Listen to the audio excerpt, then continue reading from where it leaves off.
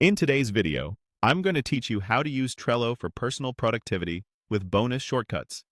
First, open your browser and head to your favorite search page. Type Trello, then open the official Trello website.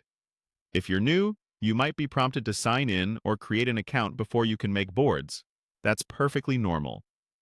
Once you're in, look for the option to create a new board and click Create New Board.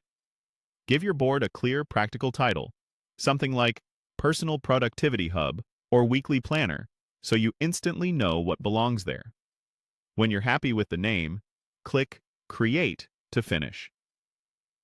Your board opens with at least one list.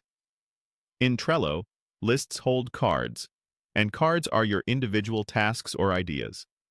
You can always refine the structure later. For now, we'll focus on a single list to keep it simple. Next, add your first task. Click.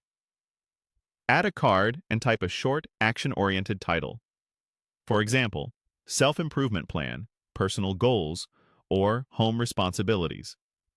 Keep titles concise and specific so your board stays scannable. Press Enter to create the card, and then open it to start adding useful details with time-saving keyboard shortcuts. To set a due date quickly, press the D key. Choose the date and time that fits your schedule and save. Due dates help Trello trigger reminders and keep you accountable. If plans shift, open the card and press D again to adjust. Pro tip: set realistic dates so your board reflects what you can actually accomplish. To categorize your work, press L to open labels. Pick colors that mean something to you, maybe green for health, blue for home, or red for urgent. You can rename labels for clarity and reuse them across cards, which makes filtering and prioritizing much faster as your board grows. Want to take ownership of a task? With the card open or selected, press the spacebar to assign it to yourself. This toggles your membership on the card, so your avatar or initials appear. Even on a solo board, this is handy for highlighting what's yours. And on shared boards, it makes responsibilities crystal clear.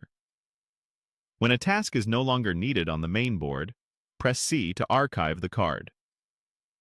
Archiving cleans up visual clutter without deleting your history. If you ever need it back, you can restore archived items later. And that's it. You've navigated to Trello, created a focused board, added your first card, and mastered 4 powerful shortcuts: D for due date, L for labels, space to assign, and C to archive.